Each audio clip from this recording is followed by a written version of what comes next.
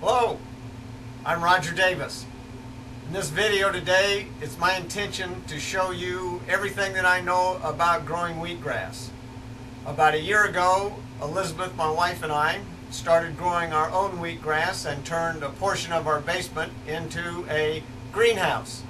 And now I am growing wheatgrass for our consumption and also for a couple of smoothie shops that found out that I was selling it and wanted me to supply them, and some individuals that come to the house and buy some of the grass. What I'm going to do is I'm going to take you from the seed, which is the hard winter wheatberry, the red hard winter wheatberry, to the finished product.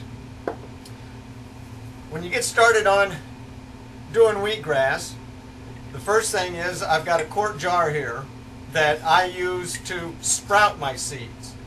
And what that entails is measuring out 1 pound of seed that goes and will be planted in a 17 by 17 inch, this is plastic, you can see it has holes in it, tray that I grow that 1 pound of seed. Now when I say sprouted, what I do is in this quart jar, that's a pound of seed there, what I do is I fill this with a mixture of water and a solution that comes from a company called Ocean Grown. This is called Ocean Solution. It is minerals that come from the ocean.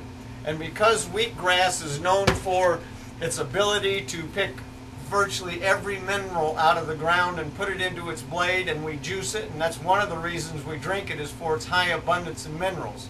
Also for the hormones in it, for the enzymes, for the vitamins, for a wide range of phytonutrients that are in wheatgrass. It's very nutritious. That's the reason that everybody uses it to have a healthier lifestyle.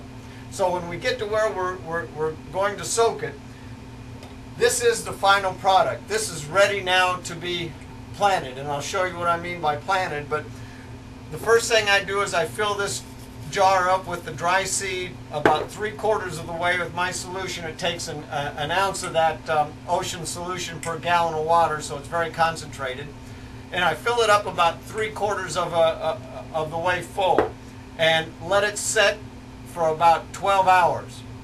After that 12 hours, this seed has now germinated and started sprouting.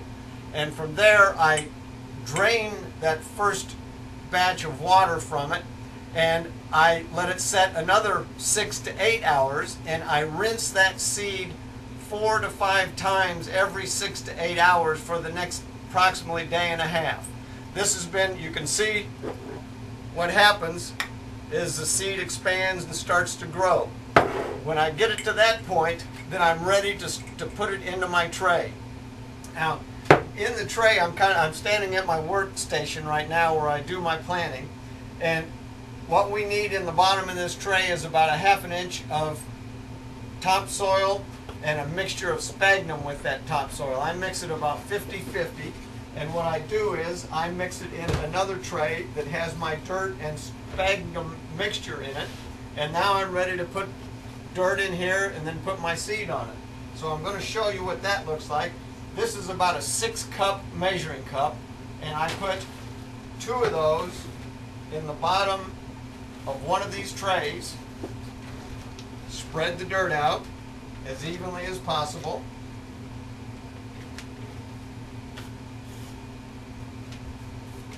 Once you get the dirt spread out, and I don't use any type of potting soil that has any mixtures in it that says, you know, fertilizer or any kind of chemicals whatsoever. You do not want that.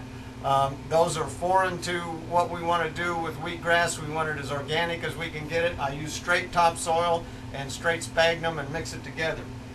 Then I do this 10 at a time. And you can see this is beautiful. It's expanded. It's ready to go. It's loose in there. I just kind of shake it to get it a little looser and spread it out on my topsoil.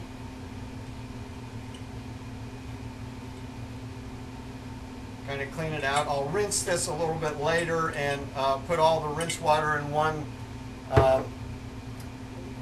jar and take what's the seeds that are stuck to the side there and put them on one of my trays so I don't waste any seeds. So I spread the seeds out as evenly as I can on top of my topsoil. Now in planting, you're not going to put dirt on top of the seeds. You put the seeds on top of the dirt and you leave it that way. I've taken my camera off the tripod so I can move around and give you a little closer look of my growing station and the rest of the room. These are the trays that I'm talking about.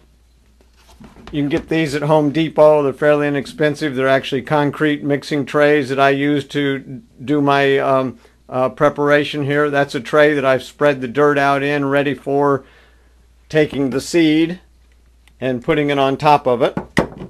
I've got 7 more of those to do after we get through with this video. And then this is the one that I actually have the dirt in that I mix up. I do it in my growing area here. And I wanted to give you a shot of, this is the topsoil that I use. I got that from a lawn and garden place, just straight topsoil. And then in that black bag over there is my sphagnum. I transferred it to that because the bag split that it came into, but it's just straight sphagnum.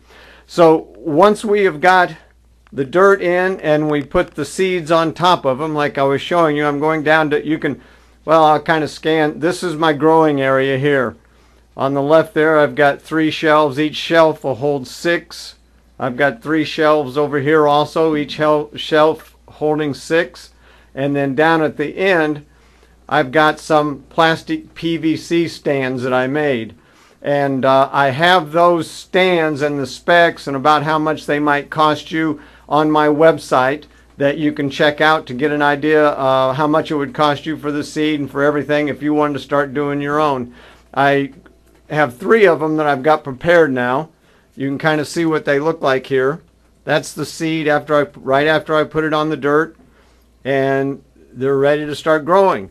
So what I do now is when I've got that seed prepared, over here are my watering jugs that I use. The big green one is a 2-galloner. I mix up my ocean solution in that, and then I pour it in this smaller one because it doesn't give out quite as much water, and then I water it. Right after you put it in there, you water them. You get it fairly soaked. And then for about the first 2.5 days, I take another tray and cover it. And that kind of simulates being in the dark and growing towards the light. I'm going to back up here a little bit so you can get an overall look at that. Those shelves, real easy to make, fairly inexpensive. You might also see I've got a fan there. It's not on right now. Just turned it off because it makes too much noise. And then I've got another one over here. One of the big things about wheatgrass that you need is circulation. So I keep fans going. Another thing that we do sprout are sunflower seed sprouts up there. And a couple more. There's a new one that's just getting ready to start sprouting down there. These shelves, the gray shelves on the right here, I got from Lowe's. Fairly inexpensive. What I liked about them is, as you can maybe see here, they have holes in them so it allows air and water to go through. Last step in the process. I cut myself some wheatgrass at about 7 to 8 inches long. This is the Lexon juicer. You can check it out on healthyjuicers.com. It's a company out of California, very inexpensive little juicer, but when I've got it cut, I've rinsed it a little bit, and I start putting it into the juicer. And there's the end product. About 2 ounces of nectar from heaven to your health.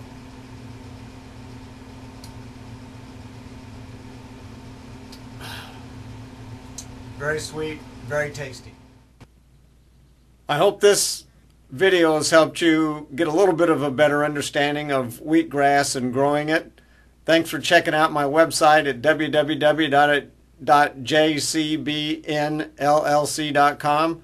Also check out my blog if you already haven't at rogerldavis.com. And remember, it's not the food in your life, it's the life in your food. Take care. Bye-bye.